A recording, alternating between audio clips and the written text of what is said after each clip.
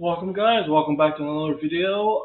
Welcome to Nico's Corner. I hope you have a great day. Today we're doing a reaction that was actually recommended by a subscriber called The Secret City of London History Edition by CGP Grey.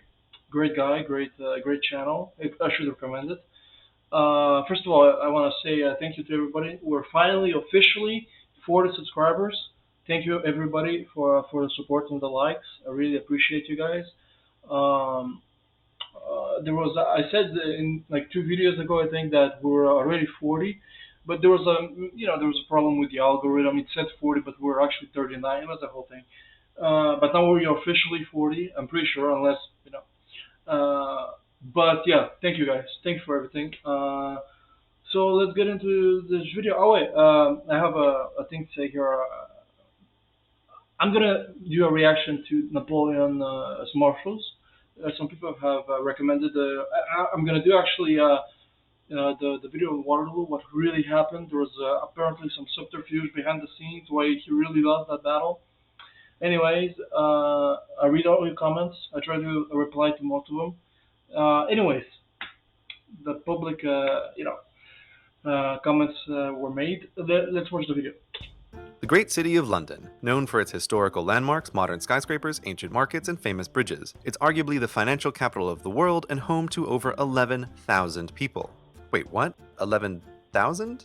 That's right, but the City of London is a different place from London. Though London is also known for its historical landmarks, modern skyscrapers, ancient markets, famous bridges, and is home to the government royal family and 7 million people. But if you look at a map of London crafted by a careful cartographer, that map will have a 1 square mile hole near the middle. It's here where the City of London lives inside the city named London. Despite these confusingly close names, the two Londons have separate city halls and elect separate mayors who collect separate taxes to fund separate police who enforce separate laws. What? The mayor of the City of London has a fancy title, the Right Honourable the Lord Mayor of London, to match his fancy outfit. He also gets to ride in a golden carriage and work in a guild hall, while the Mayor of London has to wear a suit, ride a bike, and work in an office building. The City of London also has its own flag and its own crest, which is awesome and makes London's lack of either twice as sad. To top it off, the City of London gets to act more like one of the countries in the UK than just an oddly located city, for, uniquely, the corporation that runs the City of London is older than the United Kingdom by several hundred years. So how did the UK end up with two Londons, one inside of the other?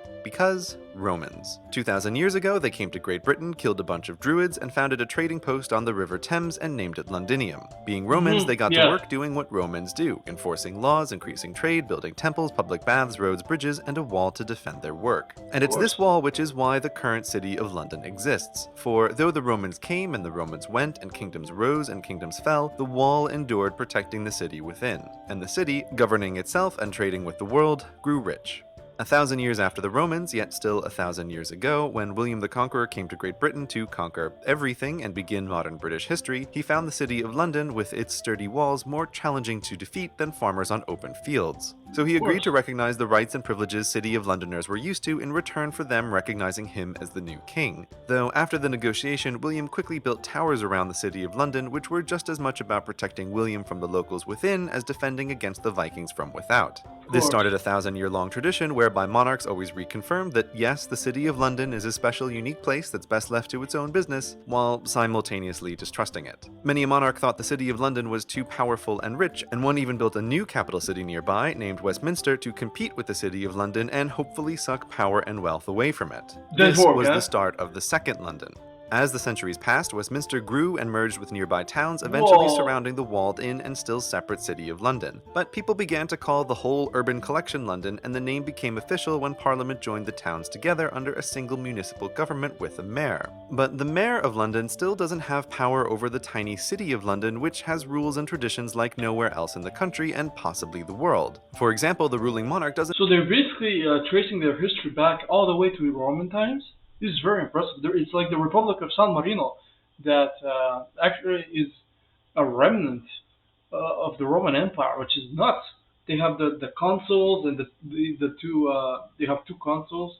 It's a very interesting history. Go read about the history of San Marino. I might do a video about it. Doesn't just enter the City of London on a whim, but instead asks for permission from the Lord Mayor at a ceremony. While it's not required by law, the ceremony is unusual to say the least. The City of London also has a representative in Parliament, the Remembrancer, whose job it is to protect the city's special rights. Because of this, laws passed by Parliament sometimes don't apply to the City of London, most notably voting reform laws, which we'll discuss next time. But if you're curious for a preview, unlike anywhere else in the UK, elections in the City of London involve medieval guilds and modern companies. Finally, the City of London also owns and operates land and buildings far outside its border, making it quite wealthy. Once you start looking for the city's crest, you'll find it in lots of unexpected places, most notably on Tower Bridge, which, while being in London, is operated by the City of London. No These way. crests everywhere, when combined with the City of London's age and wealth and quasi-independent status, make it an irresistible temptation for conspiracy nuts. Add in the oldest Masonic temple, and it's not long before the crazy part of the internet starts yelling about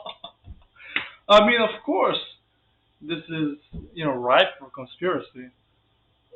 I mean, it's basically like a corporation that is a country, but not a country that doesn't have to pay for its military, but has a lot of influence akin to a country that is very wealthy, small population, influenced by corporations, has the Masonic temple in it. I mean, secret societies controlling the world via the finance industry from inside the city-state of London. And don't forget the reptilian alien queen who's really behind it all. of course. But conspiracy theories aside, the City of London is not an independent nation like the Vatican is, no matter how much you might read it on the internet. Rather, it's a unique place in the United Kingdom with a long and very complicated history. The wall that began all this 2,000 years ago is now mostly gone, so the border between London and its secret inner city isn't so obvious. Though, next time you're in Look how dirty the River Thames was, which I'm gonna guess it's the Thames River. I don't know if I'm correct. Yeah, River Thames. Look how disgusting so that the was. border between Look at this. This is the river. Oh, I wonder why that is. Is it because all this? It's gonna be sound ridiculous, but is it because all the sewage, which I guess we're not in the Middle Ages, I guess anymore, but is it because all the sewage goes into the river? I hope I'm wrong here. Okay, I'm pretty sure I'm wrong. But this is disgusting. London and its secret inner city isn't so obvious. Though, next time you're in London, if you come across a small dragon on the street, he still guards the entrance to the city in a country in a country. I like that. That was really good. I love CGP Grey. It was a really good video. I learned a lot of that. I heard about the city of London, but just by happenstance. I didn't know anything about it, but this was really fascinating. It's those interesting historical things that just make life very interesting. But yeah, in my opinion, the city of London is a very lucky place in the world because they have the best of both worlds. On one side, they're very wealthy because they don't act like any other cities. They have their own mayors who wear capes and like all those the pageantry, and they're very wealthy because their tax system is different. From what I've we just learned, it's different from the way they collect taxes, and they're sort of it's basically like a heaven for corporations. From what I've heard, what he just said, basically the corporations elect the mayor because they have the most money, and it's 11,000 city 11,000 people city, so it's not that much there isn't that much opposition to it because there's only 11,000 people and they're very wealthy. So why would they, bitch and moan? But yeah, anyways, we're getting off topic. It was a very good video. I recommend to everybody to go give a like to the channel, subscribe to the channel, and maybe mine if you like my reaction. And I'll see you guys the next time. See ya.